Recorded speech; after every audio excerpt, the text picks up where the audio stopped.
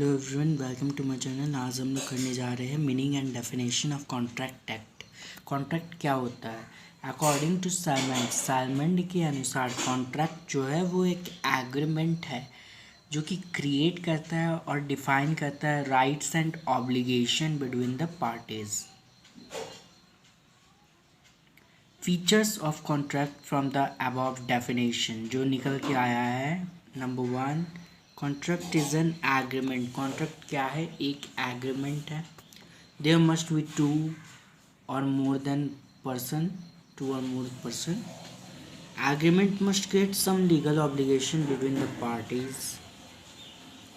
Definition by Indian contract act under section H. On agreement enforceable by law. A contract includes on agreement.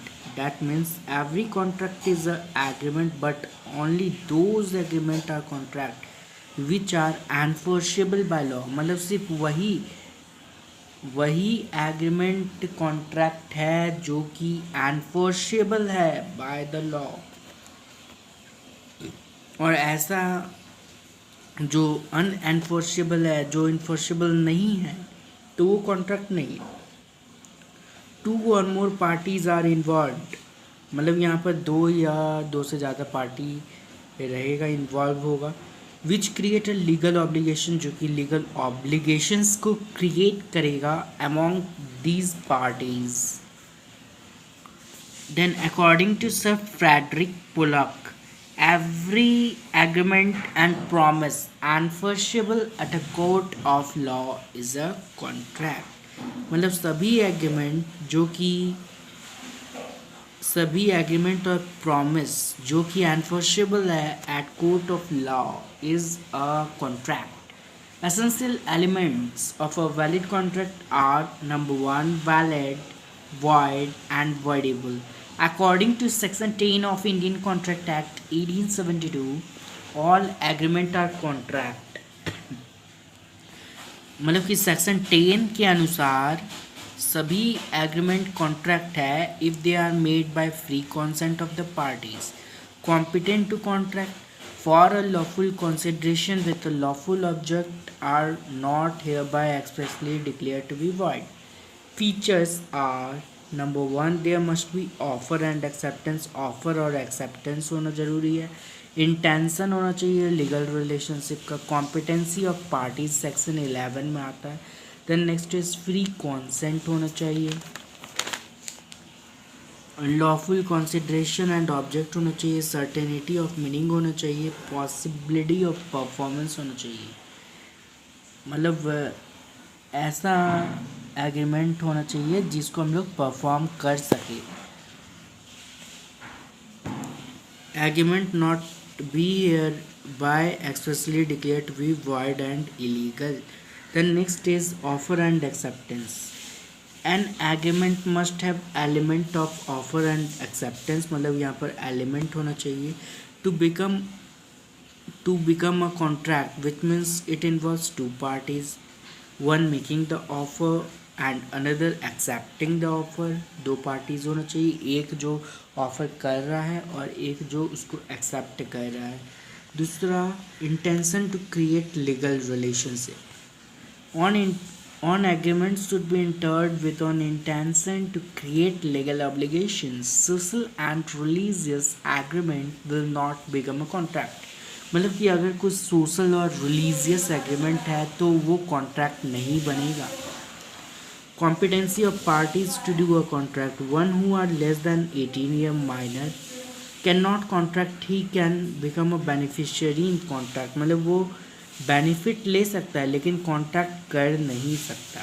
According to Section 11 of the Act, everyone is competent to contract if he is not a minor, then a person of unsound mind, then and a person disqualified by law. अगर कोई ऐसा person है जो कि disqualified by law है, law उसको disqualify किया है, तो वो कॉन्ट्रैक्ट में एंटर नहीं कर सकता। Then next is free consent, जिसमें कि coercion, undue influence, fraud, fraud का मतलब होता है धोखाधड़ी। मिस रिप्रेजेंटेशन मतलब गलती से कुछ और बता दिया। देन नेक्स्ट इज मिस्टेक, जो कि दो टाइप का होता है, एक होता है बायलेटरल मिस्टेक जिसमें कि दोनों पार्टी का मिस्टेक होगा, और यूनिलेटरल में सिर्फ एक पार्टी का ही मिस्टेक होगा। सेक्शन 30 सेज मतलब सेक्शन 30 ये बोलता है कि टू और more person are said to consent when they are agree upon the same thing in the same sense, मतलब सेम थिंग और सेम सेंस में एग्री होना चाहिए, तब हम लोग कह सकते हैं कि उसमें फ्री कॉन्सेंट है। According to section 14 consent is said to be free if there is no any, मतलब कि कोई भी कॉन्सेंट को तब फ्री बोला जाएगा जब उसमें question, undo influence, fraud, misrepresentation, mistake ये सब नहीं होगा तब। Then next is lawful consideration and object. The agreement must be supported by consideration on both sides. Consideration means something in return. Consideration का मतलब होता है something in return and it must be lawful. और ये lawful होना चाहिए, unlawful नहीं होना चाहिए। Then next is certainty of meaning. The meaning of agreement must be definite and certain or capable of being made certain. Otherwise, the agreement is not be enforceable. Then next is possibility of performance. The term of agreement should be capable of performance.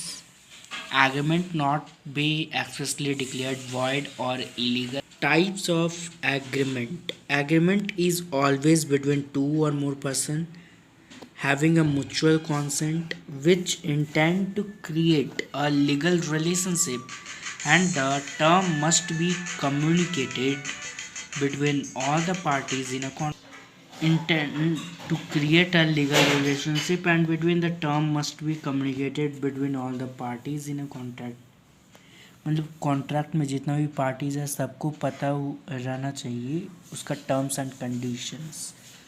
Agreement is always between two or more persons having a mutual consent which intend to create a legal relationship, and the term must be clearly communicated to all the parties in the contract. There are several agreements which the law has expressly declared void as these agreements are not in public interest, मतलब कि ये public interest में नहीं होता, इसीलिए law इसको declare कर दिया गया है एज वॉइड। वॉइड का मतलब होता है ऐसा एग्रीमेंट या ऐसा कॉन्ट्रैक्ट जो कि एनफोर्सेबल नहीं होता है by in the court of law. The next topic types of agreement based on enforceability हो गया valid agreement, void agreement, based on legality legal agreement and illegal agreement. Based on performance executed agreement और executory agreement. Executed agreement मतलब कि जो हो चुका है और एग्जीक्यूटरी एग्रीमेंट जो कि अभी चल रहा है, ठीक है। Executed based on method of performance में हो गया एक्सप्रेस एग्रीमेंट और implied agreement. Based on completeness, enforceable agreement and unenforceable agreement. On the basis of validity हो गया legal agreement. Agreement enforceable at court of law is known as legal agreement. Illegal agreement हो गया those agreement which are not legal, they are illegal agreement. Difference between void and illegal agreement. Void agreement, a void agreement is one which is not enforceable by law. और वही illegal agreement is a agreement which is made to do an act which is prohibited by law. Prohibited मतलब मना कर दिया गया है। There may be reasons like incompetency to contract, no consideration, agreement expressly declared void. Illegal consideration और object can be a cause of illegal agreement. Illegal agreement का cause हो सकता है। Void agreement is wider scope. Void agreement जो है वो बहुत बड़ा स्कोप है, वाइडर स्कोप है। Agreement are not illegal, all void agreement are not illegal, मतलब सभी वॉइड एग्रीमेंट इलीगल नहीं होता है। Illegal agreement is a narrow concept, ये छोटा सा कॉन्सेप्ट है, because all agreement are not illegal, क्योंकि सभी एग्रीमेंट इलीगल नहीं होता है। On the basis of method of formation हो गया एक्सप्रेस और implied. Express it can be created expressly by writing और spoken. Implied, if an agreement is not expressed in words or spoken by the parties, then the conduct of the parties are kept in view. मतलब जब या तो कुछ लिख के नहीं बोला जाता है तो ये हो जाता है implied contract. If an agreement is not expressed in words or spoken by the parties, then the conduct of the parties are kept in view. Difference between contract and agreement to contract and agreement. Contract is defined under section 2H of Indian Contract Act 18. Contract is defined under section 2H of Indian Contract Act 1872. Agreement is defined under section 2E of the Indian Contract Act 1872. Definition हो गया, every agreement which is enforceable at law is called as contract, और every promise and every set of promises जो कि constitution को form कर रहा है वो हो गया agreement. Contract intend to create a legal relationship, it is not essential in agreement to create a legal relationship. Only valid agreement are called as contract. On agreement can be both legal or illegal. Agreement legal भी हो सकता है और illegal भी हो सकता है.